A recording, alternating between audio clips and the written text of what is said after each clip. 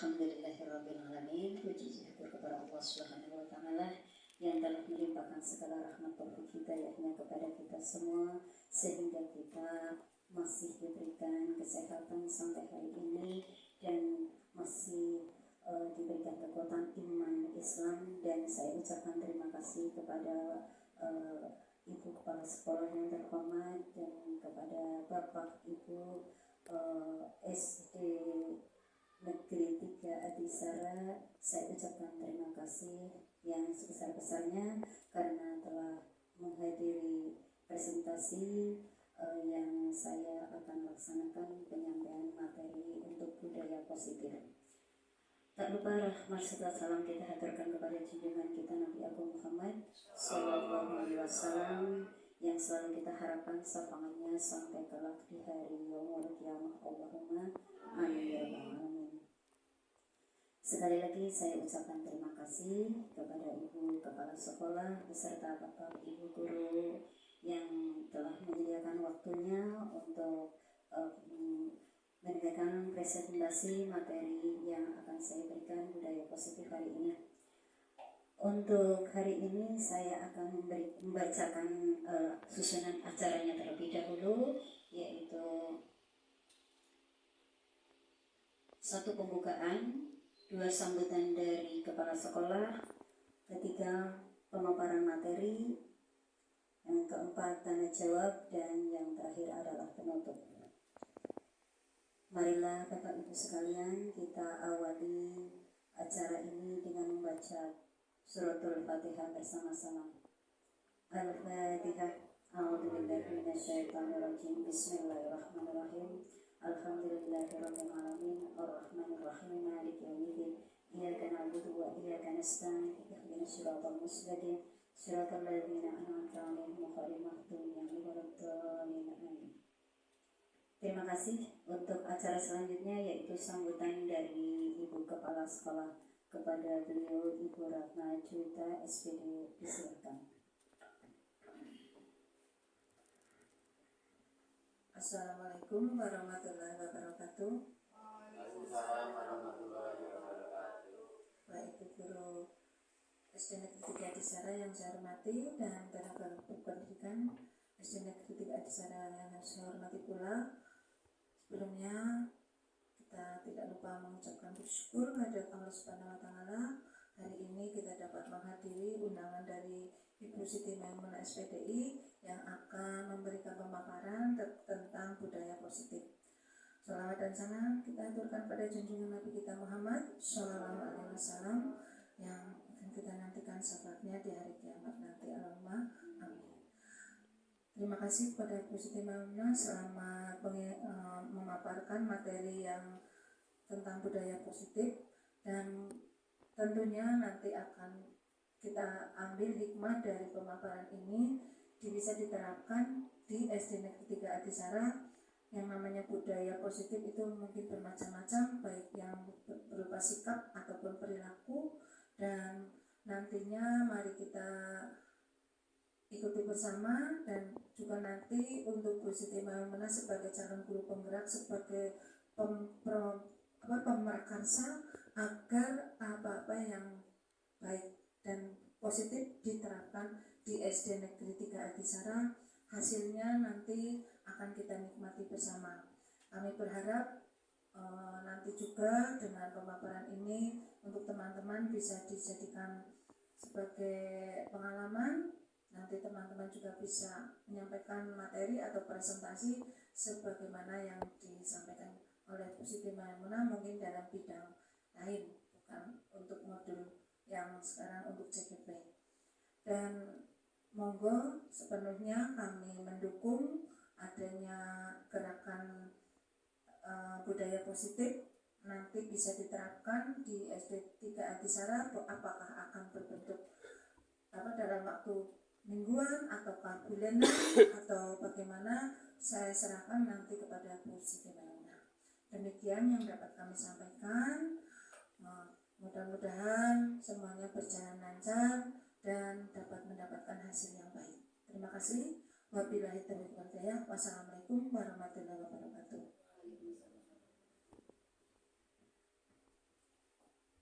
kasih kepada Ibu Kepala Sekolah yang telah memberikan sambutannya, dan saya ucapkan lagi terima kasih untuk segala motivasi dan dukungannya untuk saya.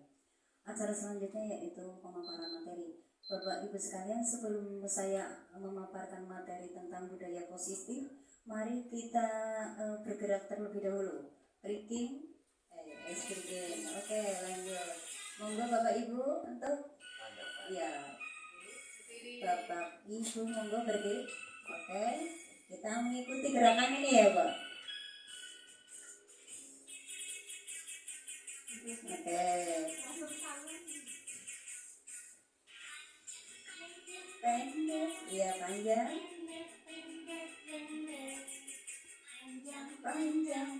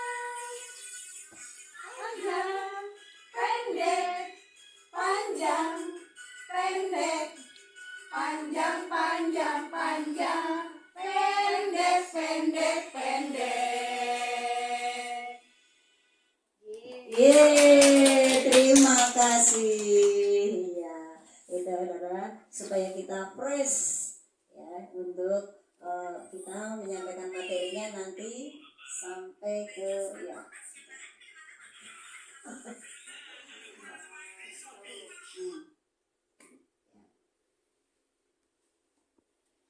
Ya, terima kasih Bapak Ibu. Sekali lagi tepuk tangan Bapak Ibu. Iya, sudah agak fresh ya Bu. Ya, walaupun suasananya agak sendu-sendu gimana gitu, kita coba untuk suasana seperti ini menambah ilmu buat kita, dan mudah-mudahan ilmu yang kita serap nantinya akan bermanfaat dan akan bisa diterapkan di SD kita. Amin ya rabbal alamin.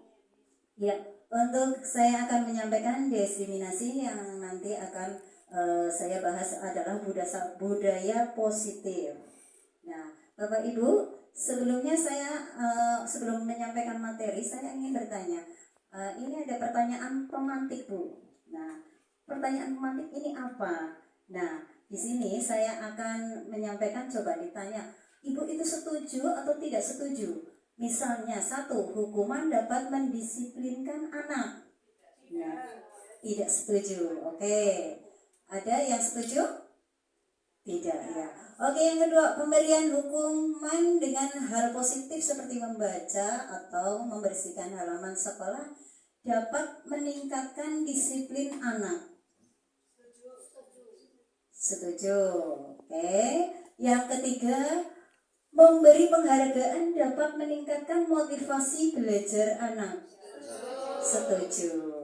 Oke, ini mari kita lihat betul atau tidak dari jawaban Bapak Ibu. Yang tadi Bapak Ibu menyampaikan setuju. Nah, di materi ini nanti kita akan terlihat itu betul atau tidak. Nah, nanti ada topiknya, nanti saya akan menyampaikan topik dalam pemaparan materi ini, 1, disiplin positif dan nilai-nilai kebajikan universal. 2 teori motivasi, hukum dan penghargaan, restitusi, 3 keyakinan kelas, 4 kebutuhan dasar manusia dan dunia berkualitas, 5 restitusi, 5 posisi kontrol, dan yang terakhir 6 restitusi segitiga atau segitiga restitusi.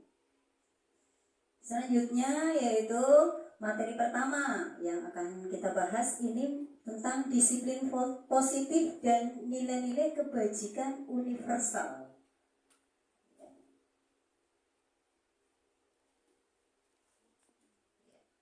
Ini perubahan paradigma. Coba Bapak Ibu nanti membayangkan kegiatan kepalan tangan ini adalah seperti ilustrasi. Ada A dan ada B. Anggap saja A itu Anda, ya, dan yang B adalah teman Anda. Sobeklah secari kertas kecil, kemudian tuliskan benda atau sesuatu yang sangat berharga untuk Anda. Letakkan di salah satu tangan Anda dan genggam benda atau sesuatu kertas tersebut dengan segala daya. Buatlah sebuah kepalan, nanti dikepal, dipegang. Terus teman Anda yang B akan mencoba dengan sekuat tenaga dengan berbagai cara untuk meminta Anda memberikan benda tersebut. B bisa membujuk dengan mengancam, menghardik, merayu, menyuap, apa saja agar dapat membuka kepalan tangan Anda. Nah, ini apa yang akan terjadi? Coba dari jawaban Bapak Ibu sebelum mempelajari materi ini apa coba? Apa yang akan terjadi? Sikap Anda mau bagaimana ketika Anda mengepalkan tangan itu kuat-kuat? Misalnya Anda ini memegang sesuatu yang sangat berharga. Apakah Anda boleh membuka tangan itu atau tidak? Walaupun dipaksa, dirayu bagaimana? Iya, oke. Berarti tidak boleh. Ada yang menjawab tidak boleh. Atau ada yang menjawab boleh karena saya mempunyai sifat walaupun ini penting, tapi mungkin dia lebih membutuhkan daripada saya. Itu ada yang mempunyai sikap seperti itu. Nah, di sini nanti akan terjawab. Perubahan paradigma teori kontrol atau teori pilihan, ilustrasi kontrol.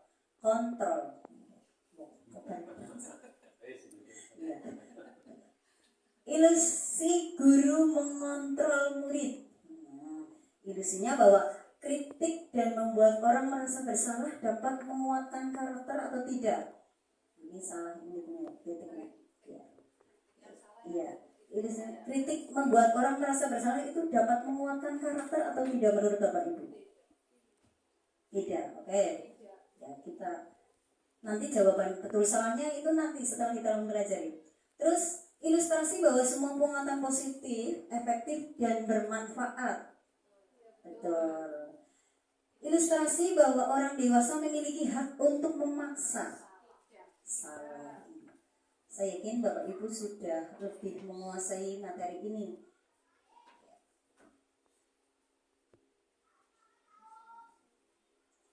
Nah, perubahan paradigma stimulus respon, teori kontrol atau teori pilihan. Siapa sesungguhnya yang memiliki kontrol? Dari tadi kepalan tangan itu yang mengontrol itu siapa? Nah, di sini ada stimulus respon, teori kontrol atau pilihan. Kita berusaha memahami pandangan orang lain tentang dunia. Semua berperilaku memiliki tujuan. Hanya Anda yang bisa mengontrol diri Anda. Anda tidak bisa mengontrol orang lain. Kolaborasi dan konsensus menciptakan pilihan-pilihan baru. Model berpikir menang-menang. Ini adalah stimulus responnya. Lanjut.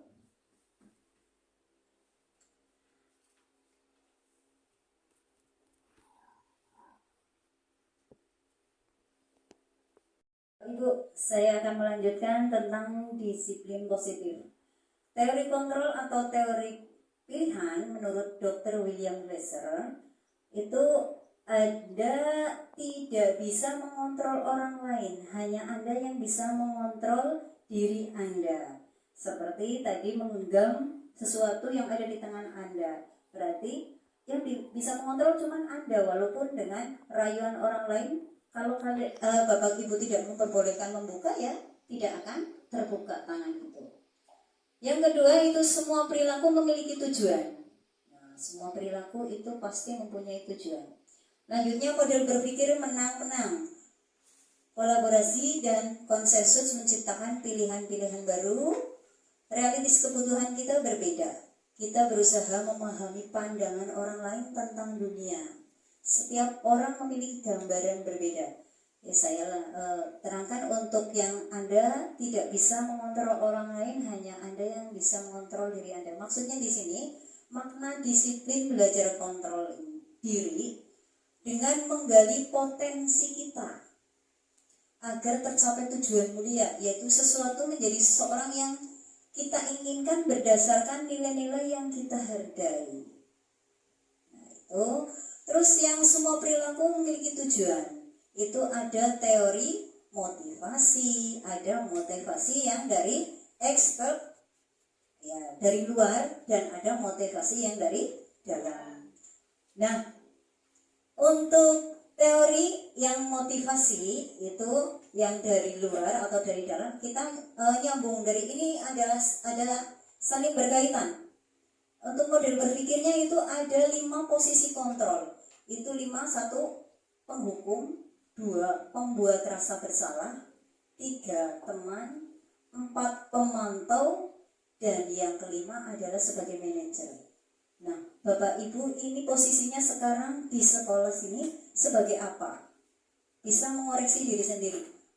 Dari 5 posisi kontrolnya. Contohnya, untuk penghukum itu kita lihat itu ada motivasi dari berarti dari luar untuk menghindari hukuman. Berarti itu anak itu berbuat sesuatu, itu misalnya dia itu datang ke sekolah dengan disiplin waktu, gasik. Itu karena menghindari hukuman atau untuk mendapatkan imbalan, seperti itu. Ada 2 yang dari luar pemikiran anak itu, untuk menghindari hukuman atau mendapat imbalan. Nah, untuk yang motivasi yang dari diri itu ada dari manajer dulu. Manajer ini untuk menghargai diri sendiri. Nah, manajer ini menghargai diri sendiri, ini termasuk adalah yang ada pada diri kita. Keluar berarti anak itu memang datang ke sekolah disiplin waktu itu karena kesadaran sendiri atau tidak. Itu yang muncul dari dalam diri sendiri. Nah, ini ada 5 posisi kontrolnya juga nyangkut segitiga restitusi. Ini ada segitiga restitusi. Sebentar.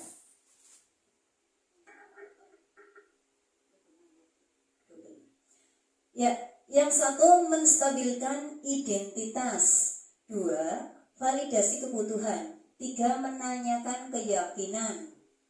Nah, segitiga restitusi ini berarti saling berkaitan. Ini menstabilkan identitas, nanti saya akan jelaskan. Untuk selanjutnya realitas, 5 kebutuhan dasar manusia. 1 bertahan hidup, 2 penguasaan, 3 kasih sayang dan rasa diterima, lanjutnya kesenangan, dan yang terakhir kebebasan. Ini saling berkaitan. Ya, kita lanjut. Apakah makna disiplin? Disiplin itu berasal dari kata bahasa Latin disiplina, yang artinya belajar. Makna asal dari kata ini berkonotasi dengan disiplin diri dari murid-murid Sokrates atau menurut Plato. Disiplin diri membuat orang menggali potensinya menuju sebuah tujuan apa yang dia hargai. Namun dalam budaya kita, makna kata disiplin telah berubah menjadi sesuatu yang dilakukan seorang pada orang lain untuk mendapatkan kepatuhan. Kecenderungan umumnya adalah menghubungkan kata disiplin dengan ketidaknyamanan. bukan dengan apa yang kita hargai atau mencapai suatu tujuan mulia. Jadi pada umumnya kalau disiplin berarti itu kita seperti terpaksa harus, akhirnya timbul ketidaknyamanan, bukan karena kita menghargainya. Nah, nilai-nilai kebajikan universal ini mungkin banyak sekali nilai-nilai kebajikan ya, itu artinya sifat-sifat positif manusia yang merupakan tujuan mulia yang ingin dicapai setiap individu. Nilai-nilai tersebut bersifat universal dan lintas bahasa, suku, bangsa, agama maupun latar belakang. Setiap perilaku atau perubahan memiliki suatu tujuan, itu menurut Dr. William Besser pada teori kontrol. Dengan mengaitkan nilai-nilai kebajikan yang diyakini seorang, maka motivasi intrinsiknya akan terbangun, sehingga menggerakkan motivasi dari dalam dapat mencapai tujuan mulia yang diinginkan. Itu juga menurut Gerson. Nilai-nilai kebajikan yang ingin dicapai oleh setiap anak Indonesia kita kenal dengan profil pelajar Pancasila. Ya, profil pelajar Pancasila mungkin Bapak Ibu sudah hafal. Satu itu beriman bertakwa pada Tuhan Yang Maha Esa dan berakhlak mulia, dua mandiri, bernalar kritis, berkebinekaan global, bergotong royong, kreatif. Ini bisa jadi lagu ya Bapak Ibu. Ya, mau menyanyi? Boleh. Oke, yuk bernyanyi yang hafal dan pakai lagu. Ya, oke, 1, 2, 3. Dan bertakwa pada Tuhan Yang Esa dan berakhlak mulia, berkebinekaan global, gotong royong mandiri, kreatif dan bernalar kritis. Iya, itu mungkin kalau dengan lagu lebih cepat hafal. Itu profil pelajar Pancasila. Iya.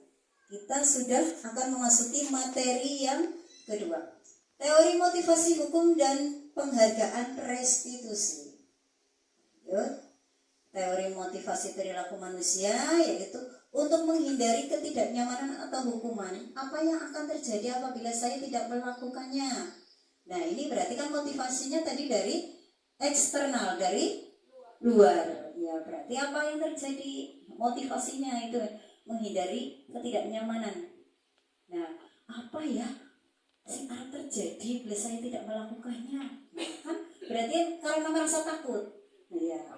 Iya, dipanggil misalnya ada Pak Guru, itu seperti itu, rasa takut dari luar.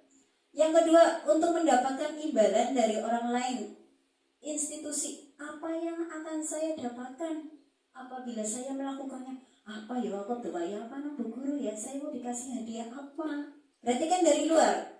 Ya, motivasi juga itu sebuah motivasi, tapi motivasinya itu sebuah harapan yang dari luar. Nah, yang ketiga, untuk menghargai diri sendiri. Nah, ini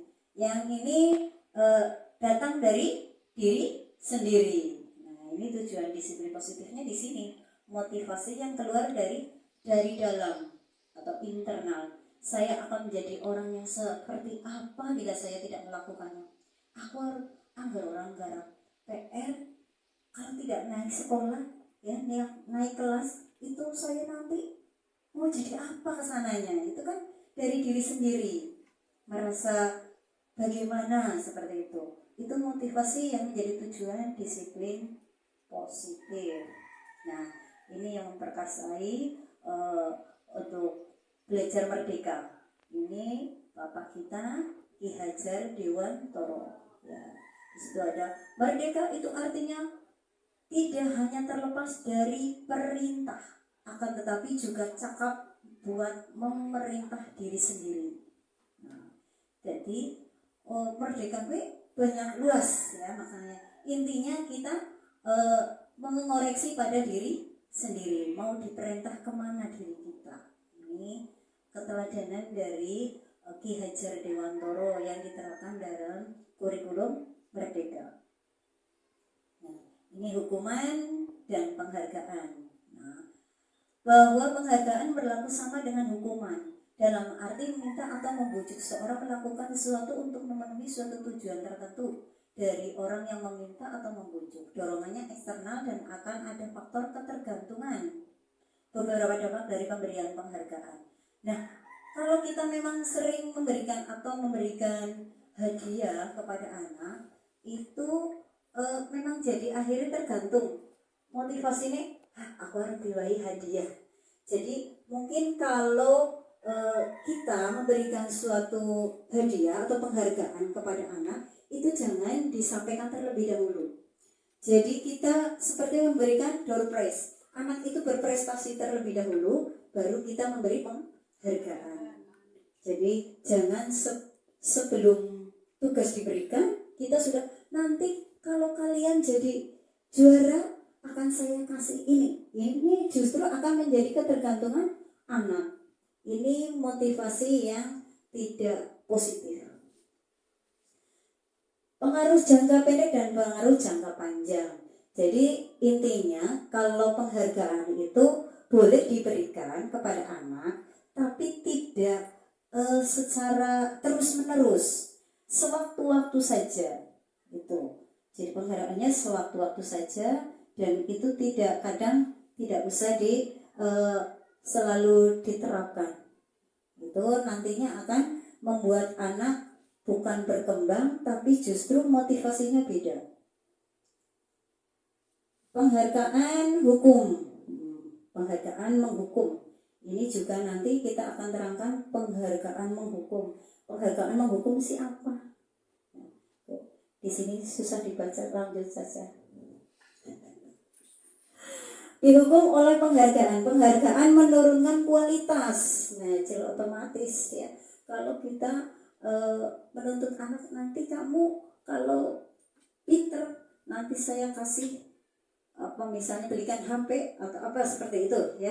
Jadi penghargaannya itu justru tidak berkembang. Itu karena faktor dia itu ingin mendapat penghargaan atau hadiah. Terus penghargaan mematikan kreativitas. Nah, justru kalau kita sering memberikan penghargaan, kreativitas dari anak itu akan mati.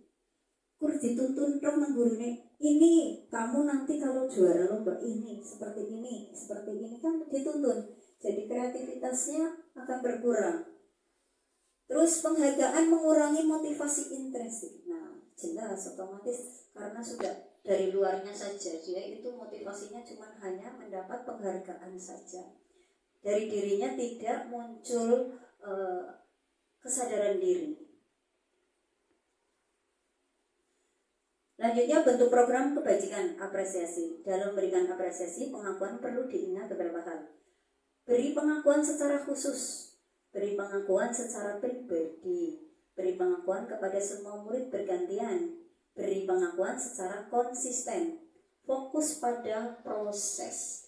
Jadi kalau kita ngalem bocah, ngalem anak itu tidak harus satu semuanya ya tahu dalam lah ya. Ya sing pinter ya dialem, sing mandan pinter ya dialem, sing urung pinter ya diberi motivasi bagaimana dia dialem. Seperti itu. Jadi semuanya itu merasa dihargai. Contoh pengakuan apresiasi kebajikan. 1 pembuka, 2 nilai kebajikan, situasi. Kemarin saya perhatikan, itu pembuka. Nilai kebajikannya rasa empati besar sekali, situasi pada saat menolong murid baru di kelas kita. Pembukanya saya menghargai. Nilai kebajikannya kepedulian, situasinya pada saat kamu membantu teman-temanmu di tugas kelompok. Terima kasih, itu pembukaannya. Nilai kebajikannya rasa tanggung jawab. Situasinya pada saat kamu memungut kertas yang berserakan di lantai. Itu seperti itu kamu berarti mengucapkan ya, terima kasih. Terus bagi anak itu berarti tanggung jawab.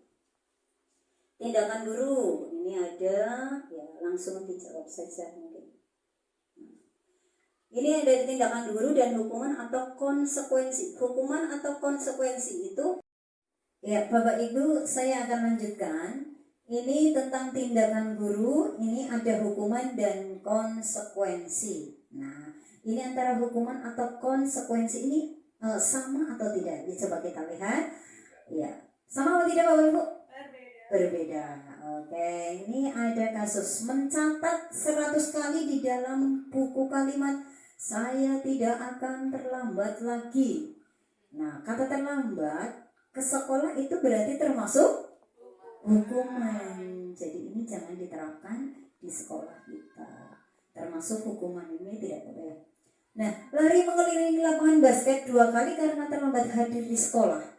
Ini termasuk hukuman juga, walaupun itu katanya olahraga ya, jadi sehat. Itu tidak boleh karena kita bukan guru olahraga. Jadi tidak boleh kita memberikan perintah atau hukuman kepada anak dengan lari mengelilingi sekolah. Murid diminta untuk push up 15 kali misalnya karena tidak menggunakan masker ke sekolah, termasuk hukuman juga. Menggantikan kertas tugas teman yang telah dicoret-coret. Nah, ini bukan hukuman, ini konsekuensi. Jadi kenapa kok anak itu mencoret-coret? Nah, itu kita beri konsekuensinya. Kamu melakukan kesalahan seperti itu berarti kamu punya konsekuensinya apa? Ya, kamu mengganti. Itu kan berarti seperti itu. Beda. Terus membersihkan tumpahan air di meja tulis karena tersenggol pada saat belajar. Sengaja atau tidak sengaja berarti itu kita berarti konsekuensi. Iya, jadi harus membersihkan.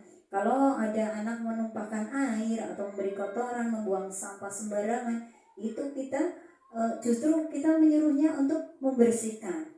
Jangan dibiarkan atau kita yang mengerjakan membersihkan atau membuang sampahnya, itu malah justru tidak mendidik anak. Terus murid disuruh untuk tidak mengenakan sepatu seharian di sekolah karena tidak mengenakan sepatu hitam. Misalnya anak itu, kita punya peraturan sekolah harus memakai sepatu hitam pada hari Senin, tapi anak itu lupa tidak memakai sepatu hitam karena dia bangunnya kesiangan, seperti itu misalnya, seperti itu. Nah, itu termasuk hukuman atau konsekuensi dalam kita menyuruh nggak usah dipakai sepatunya seharian kamu karena kamu tidak mematuhi peraturan sekolah. Itu termasuk hukuman apa konsekuensi? Iya, hukuman. Ya, tidak boleh Bapak Ibu, misalnya ada anak itu kita cari permasalahannya dulu, itu apa? Sebabnya apa dia itu tidak memakai sepatu itu. Jadi permasalahannya dicari dulu. Nah, baru kita memberikan itu konsekuensinya itu apa. Nah, lari mengelilingi lapangan basket 2 kali karena terlambat 10 menit untuk pelajaran PJOK atau olahraga. Ini termasuk konsekuensi Bapak Ibu, beda dengan yang tadi. Karena ini yang memberikan perintah guru olahraga selaku dia itu memang mengajarnya seperti itu ya. Untuk kegiatan yang ada di lapangan itu menjadi konsekuensinya anak yang terlambat. Ini tidak apa-apa kalau kita tidak boleh Bapak Ibu. Kalau guru penjas atau PJOK boleh. Itu jadi kita mengetahui antara hukuman dan konsekuensi. Selanjutnya perbedaan hukuman dan konsekuensi. Nah, ini hukuman. Kalau hukuman sesuatu yang menyakitkan harus terjadi. Konsekuensi sesuatu harus terjadi. Hukuman membuat anak sakit atau fisik maupun hati dalam jangka waktu lama. Dan ini denda misalnya seperti itu. Itu akan menimbulkan anak dendam, itu termasuk hukuman. Nah, untuk konsekuensinya membuat anak merasa tidak nyaman dalam jangka waktu pendek. Jadi anak kalau kita berikan konsekuensi cuman waktunya pendek, misalnya seperti tadi, kalau dia itu menumpahkan air, kita disuruh dia untuk membersihkan. Setelah dia membersihkan, dia sudah merasa tenang. Iya, artinya tenang lulus karena sudah kesalahannya sudah ditebus, seperti itu. Anak membenci kedisiplinan. Nah, konsekuensinya anak menghargai disiplin. Anggar hukuman ku dadi benci karing wadeh maring disiplin. Tapi setelah ada konsekuensinya, anak menghargai disiplin. Tadi yang kalau misalnya membenci disiplinan itu termasuk yang tadi lah, memberikan hukuman itu tadi. Terus paksaan. itu termasuk hukuman. Dipaksa, misalnya dipaksa untuk membersihkan WC, itu juga termasuk hukuman. Itu tidak boleh. Konsekuensinya stimulus, itu tanggapannya bagaimana? Mendorong anak menyakiti diri sendiri. Kamu salah tadi, coba kamu tadi nyubit dengan teman kamu, sekarang kamu cubit diri kamu sendiri. Nah itu berarti tidak boleh, termasuk itu hukuman fisik. Mendorong anak agar mudah menyesuaikan diri. Konsep diri yang buruk, konsep diri yang baik. Anak belajar yang menyembunyikan kesalahan, anak belajar untuk mematuhi peraturan. Marah, rasa bersalah, dipermalukan, rasa tidak dihargai, itu termasuk hukuman. Konsekuensinya kehilangan hak, dibuat tidak nyaman, diasingkan untuk sementara, tapi hanya sementara. Lain waktu time out-nya, berarti dia hanya tidak akan mengulangi perbuatannya itu. Karena konsekuensi intinya kan supaya anak tidak melakukan kesalahan yang sama. Nah, ini ada lagi, apa sih itu restitusi? Restitusi adalah proses menciptakan kondisi bagi murid untuk memperbaiki kesalahan mereka sehingga mereka bisa kembali pada kelompok mereka. Nah, dengan karakter yang lebih kuat, restitusi juga merupakan kolaboratif yang mengajarkan murid untuk mencari solusi untuk masalah mereka. Dan yang membantu murid berpikir tentang orang seperti apa yang mereka inginkan menjadi tujuan mulia. Dan bagaimana mereka harus memperlakukan orang lain ini menurut Gosen. Nah, restitusi intinya berarti proses menciptakan kondisi bagi murid untuk memperbaiki kesalahan. Intinya anak yang mempunyai kesalahan untuk memperbaiki, itu yang namanya restitusi. Nah, ini ada di sini identitas gagal hukum, identitas sukses, disiplin, konsekuensi, restitusi. Ya, lanjut. 9 ciri-ciri restitusi. 1. Bukan untuk menebus kesalahan, namun untuk belajar dari kesalahan. Berarti kalau kita menanyakan kepada anak, berarti bukan untuk menebus kesalahan, tapi memperbaiki. Iya, kesalahanmu apa? Kamu bagaimana cara memperbaikinya, bagaimana? Gitu. Yang kedua, memperbaiki hubungan. Jadi hubungannya itu misalnya dia punya permasalahan apa dengan anak, berarti nanti akan hubungannya kalau sudah terpecahkan, masalahnya, solusinya sudah ditemukan, maka hubungannya akan menjadi baik kembali. Yang ketiga, tawaran bukan paksaan. Jadi tawarkan dulu, kamu maunya apa nak? Kamu maunya apa? Misalnya si A atau si B, kamu kan tadi terlambat, kamu maunya bagaimana? Ditawarkan dulu. Nah, itu berarti kan kita tidak memaksa. 4. Restitusi menuntun untuk melihat di dalam diri. 5. Restitusi mencari kebutuhan dasar yang mendasari tindakan. 6. Restitusi diri adalah cara yang paling baik. 7. Restitusi fokus pada karakter bukan tindakan. 8. Restitusi fokus pada solusi. 9. Restitusi mengembalikan murid yang berbuat salah pada kelompoknya. Ya, intinya itu membuat kesalahan dan nantinya dia akan menyadari kesalahannya dan akan memperbaiki kesalahannya itu. Dan dia akan diterima di kelompoknya. Ya, kita akan masuki materi yang ketiga, yaitu keyakinan kelas. Keyakinan kelas, Bapak Ibu sudah membuat semuanya ya? Iya sudah. Ya, karena kita sudah masuki minggu kedua. Jadi Bapak Ibu saya yakin sudah melakukan kesepakatan kelas. Nah, mengapa tidak peraturan saja? Mengapa harus membuat keyakinan kelas, Bapak Ibu? Peraturan dari guru, kalau keyakinan kita buat bersama. Iya. Kalau peraturan dibuat oleh guru atau sekolah, ya. Kalau keyakinan kelas itu dibuat bersama-sama dengan murid. Ya. Mengapa kita memiliki peraturan harus menggunakan helm misalnya? Bila mengendarai kendaraan roda 2, nah Itu termasuk apa? Aturan. Mengapa kita memiliki peraturan 3M? Menggunakan masker, mencuci tangan, dan menjaga jarak. Mengapa? Untuk kesehatan. Mengapa kita memiliki peraturan harus datang tepat waktu pada saat mengikuti pelatihan? Berarti disiplin atau tanggung jawab. Nah, untuk mendukung motivasi intrinsik kembali ke nilai-nilai keyakinan, lebih menggerakkan seorang dibandingkan mengikuti serangkaian peraturan-peraturan. Jadi yang ada di dalam diri kita itu malah justru yang akan lebih mendukung. Nah, di sini ada nih peraturan kelas, mulai dari yang terkecil, yang di dalam paling kecil berarti peraturan kelas. Peraturan kelas punya peraturan. Terus melebar lagi menjadi keyakinan kelas, melebar lagi menjadi lingkungan positif, melebar lagi lebih umum berarti itu budaya positif. Itu sudah melingkupi mulai semua siswa yang ada di sekolah ini. Ini sudah melakukan budaya positif. Nah, yang mana yang merupakan keyakinan kelas coba?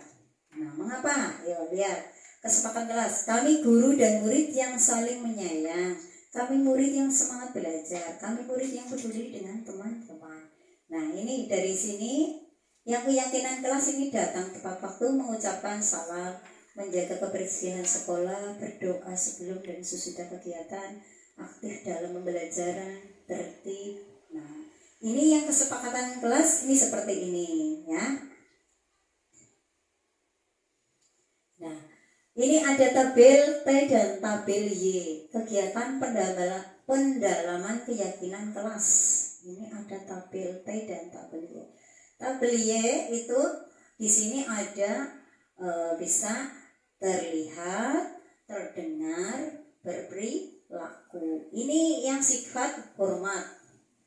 Sama, yang bekerja juga ada 3. Terlihat, terdengar, berperilaku. Nah, hormat maksudnya di sini kami meyakini bahwa sangat penting untuk menghormati semua orang dan barang milik orang lain. Nah, dalam keyakinan kelas ini harus ada tabel T dan tabel Y-nya, ya.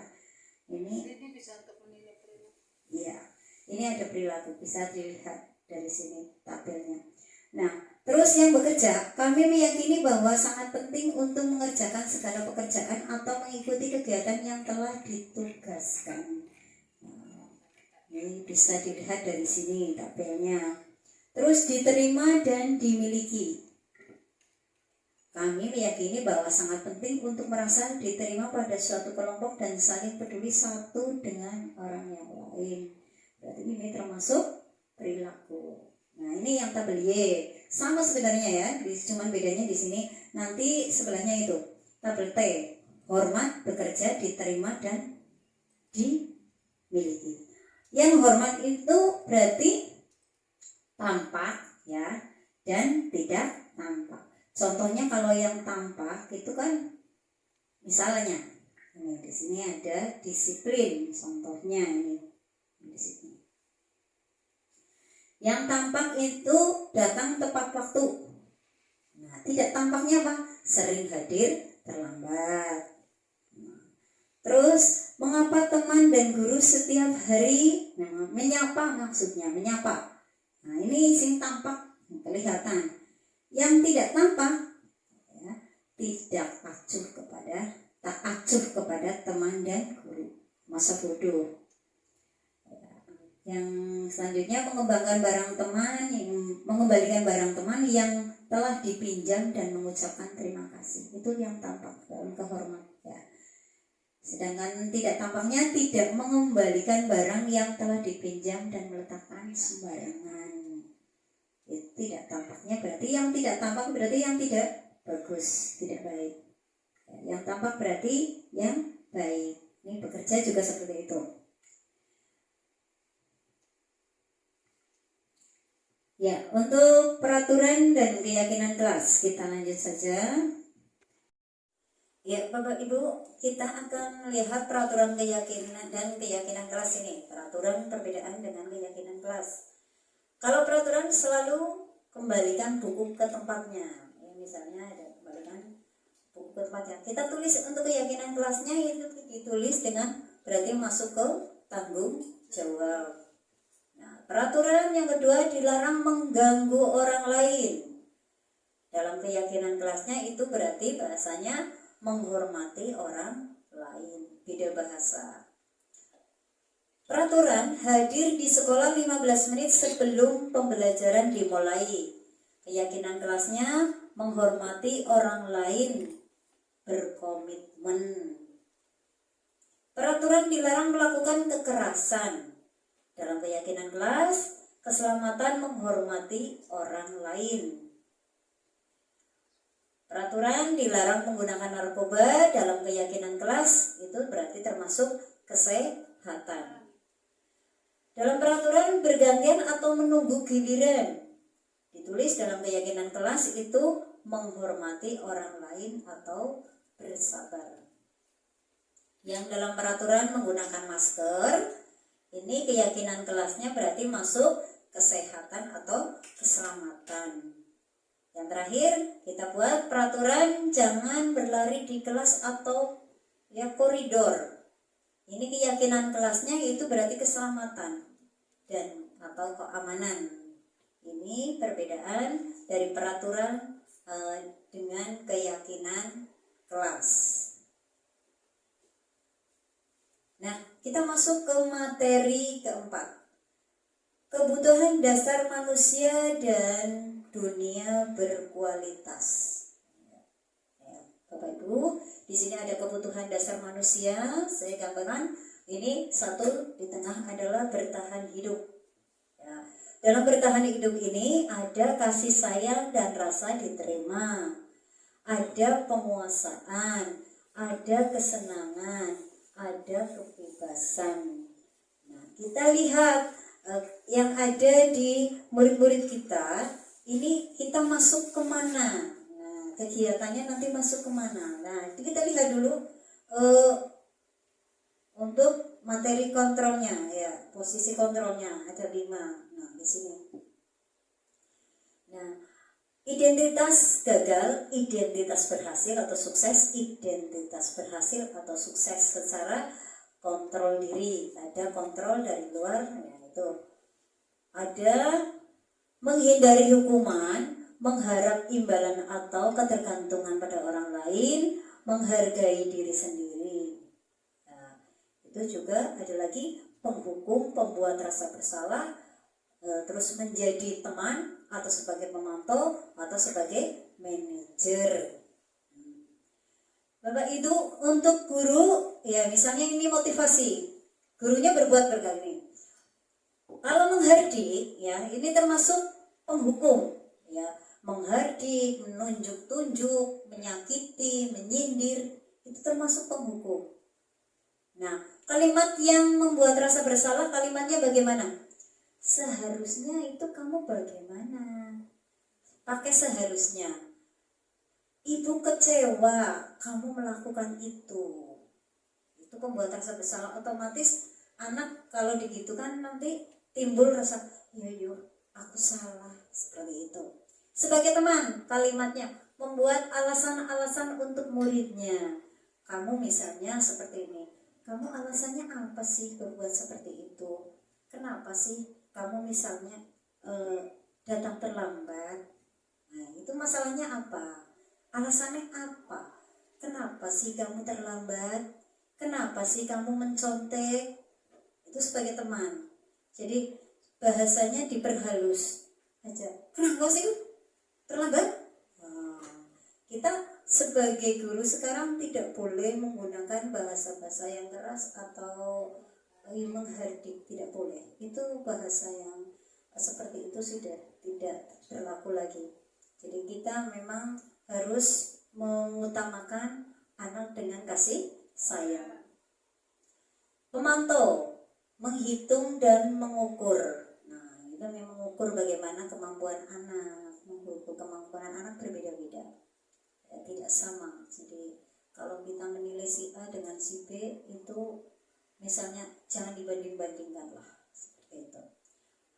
Terus sebagai manajer, itu mengajukan pertanyaan-pertanyaan. Manajer ya nanti sebagai pemimpin lah.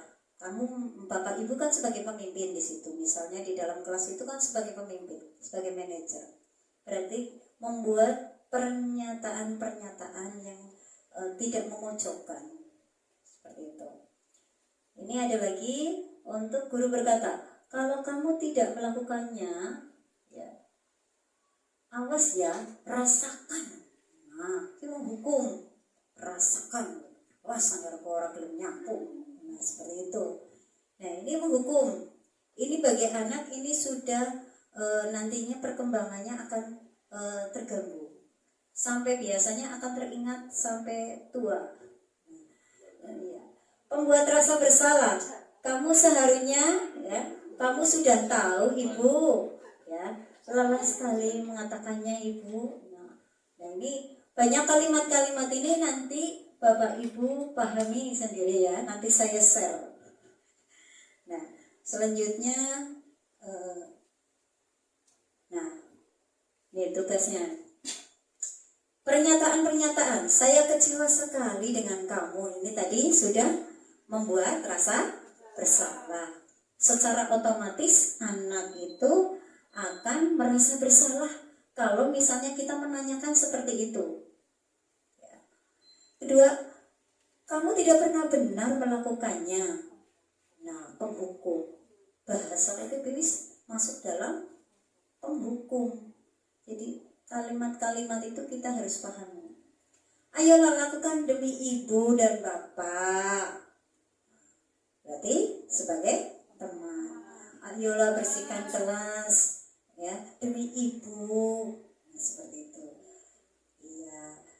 Nah, terus apakah kamu mau mendapatkan stiker bintang hari ini? Nah, ini sebagai pemantau, dipantau perkembangan anaknya.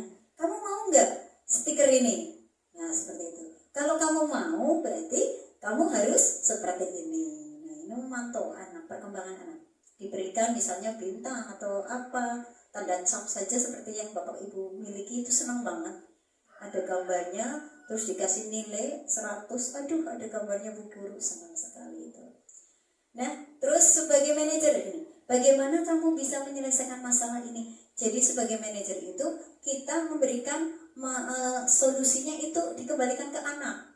Misalnya anak punya masalah apa, jadi anak itu suruh memberi solusi dulu, baru kita mendukung dan memberi arahan atau menuntunnya, seperti itu. Jadi itu tugas manajer seperti itu. Jadi dia yang punya masalah, terus dia yang memberi solusinya. Kamu selalu yang paling terakhir. Biasanya kalau ada anak yang tidak bisa, ya itu akan ngopo kiri. Nah, itu penghukum, langsung hati anak itu langsung seperti itu. Anaknya siapa sih? Ya, untuk bergerak antara peraturan, pemantau, konsekuensi, hadiah. Bergerak ya, itu antara nilai-nilai manajer dan memperbaikinya. Materi ke-6, segitiga restitusi. Ini ada videonya. Nah, segitiga restitusi. Segitiga restitusi ini ada 3. Nah, namanya segitiga. Menstabilkan identitas, validasi kebutuhan, menanyakan keyakinan. Di sini ada keterangannya, kalau menstabilkan identitas, setiap orang pasti pernah melakukan kesalahan. Itu menstabilkan identitas. Misalnya anak itu berbuat salah, tapi kita tidak langsung menghakiminya, tapi kita beri motivasi menstabilkan identitasnya dia sebagai seorang murid. Gak apa-apa, setiap orang itu mempunyai kesalahan. Yang penting kita bisa belajar dari kesalahan itu dan kita bisa memperbaikinya. Itu seperti itu kalau dengan anak ya. Terus kamu bukan satu-satunya yang pernah melakukan ini. Jadi kamu itu ada yang sudah melakukan ini. Tapi mereka seperti itu. Kita arahkan anak itu. Jadi menstabilkan. Jadi malah orang membuat anak itu panik, anak itu jadi takut, anak itu menjadi tambah sensitif, itu seperti itu. Nah, selanjutnya validasi kebutuhan. Kamu tentu punya alasan mengapa melakukan itu. Nah, jadi sini tetap karena ini pertanyaan-pertanyaan yang ini segitiga restitusi ini memecahkan masalah dengan anak. Bila anak itu punya permasalahan. Nah, validasi kebutuhannya yaitu kamu tentu punya alasan mengapa melakukan itu. Nah, ini misalnya yang tadi terlambat. Kamu pasti alasannya apa? Kenapa kamu terlambat? Nah, anak itu pasti menjawab, saya kesiangan, Bu. Nah, berarti solusinya apa kalau supaya tidak kesiangan? Saya tidurnya malam, Bu. Nah, kenapa malam? Ya, karena saya main HP, seperti itu misalnya. Nah, supaya kamu tidak kesiangan berarti kamu bagaimana? Nah, anak itu memberi solusi, saya akan tidurnya lebih cepat, Bu. Mesti seperti itu. Berarti kamu tidurnya sekarang lebih cepat, itu solusinya. Dia sendiri, anak itu langsung kita tegaskan. Nah, nanti setelah itu baiklah. Setelah itu kamu kalau tidurnya nanti akan dipercepat, berarti kamu tidak akan terlambat lagi. Nanti Bu guru akan hubungi orang tua kamu. Seperti itu anak itu menjadi tenang hatinya. Adakah cara yang lebih efektif untuk mendapatkan apa yang kamu butuhkan? Caranya bagaimana? Yang lebih baik dari ini. Seperti itu. Lanjut, menanyakan keyakinan. Nilai-nilai apa yang telah kita sepakati? Nilai apa yang kita sepakati? Misalnya seperti ini. Itu di situ ada kesepakatan kelas atau keyakinan kelas yang sudah kita sepakati. Kamu tahu nggak keyakinan kelas kita itu apa? Kesepakatan kelas kita itu apa? Coba kamu lihat di situ. Nah, oh ya tahu, Bu, misalnya. Nah, berarti kalau kamu tahu berarti kamu itu melanggar atau tidak? Misalnya seperti itu. Nah, itu akan beruntut terus sampai nanti ada solusi pemecahan. Selanjutnya, kamu ingin menjadi orang yang seperti apa? Nah, setelah kamu misalnya kamu sebenarnya melakukan ini, apa kamu tidak ingin jadi orang yang seperti ini? Kamu mau jadi orang yang seperti ini? Nah, anak itu nanti akan menjawab seperti itu. Jadi setiap ada permasalahan, intinya kita berkomunikasi dengan anak untuk memberikan solusi pemecahan masalahnya dengan menggunakan segitiga restitusi. Nah, ini sudah saya jelaskan salah satunya.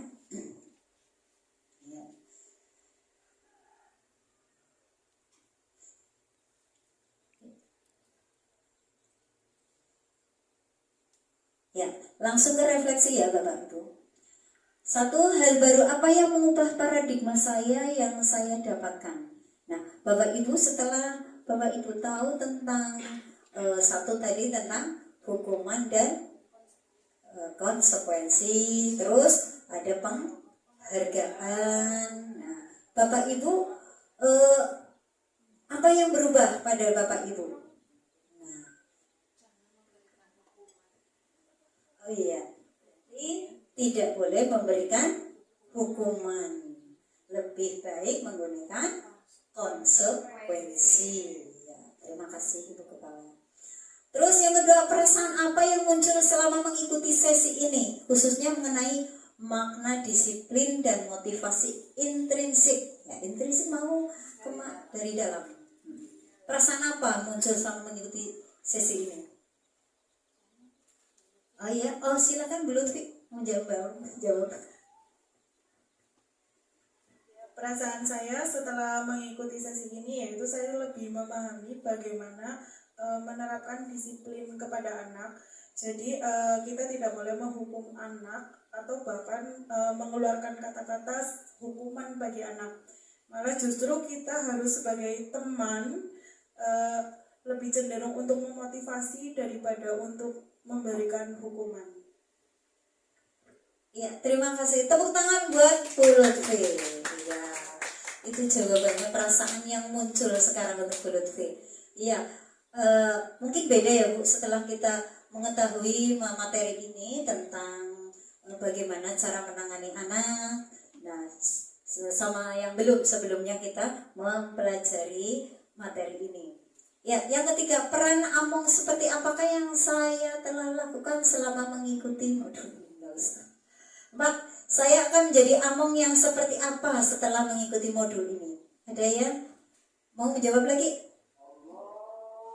Oh, tidak ada. Ya.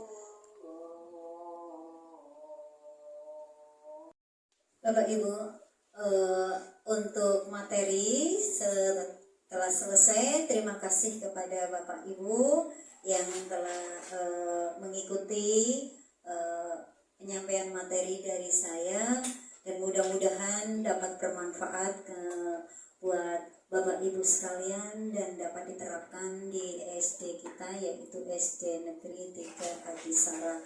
Dan kepada Ibu Kepala Sekolah, saya sekali lagi mengucapkan terima kasih telah memberikan waktu untuk saya menyampaikan materi hari ini.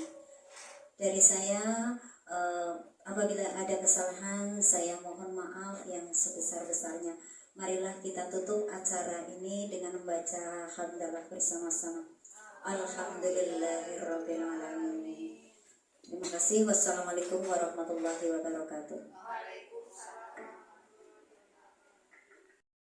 Bapak Ibu, untuk materi telah selesai. Terima kasih kepada Bapak Ibu yang telah mengikuti penyampaian materi dari saya, dan mudah-mudahan dapat bermanfaat buat Bapak Ibu sekalian dan dapat diterapkan di SD kita, yaitu SD Negeri 3 Adisara. Dan kepada Ibu Kepala Sekolah, saya sekali lagi mengucapkan terima kasih telah memberikan waktu untuk saya menyampaikan materi hari ini. Dari saya, apabila ada kesalahan, saya mohon maaf yang sebesar-besarnya. Marilah kita tutup acara ini dengan membaca hamdalah bersama-sama. Alhamdulillahirrabbilalamin. Terima kasih. Wassalamualaikum warahmatullahi wabarakatuh.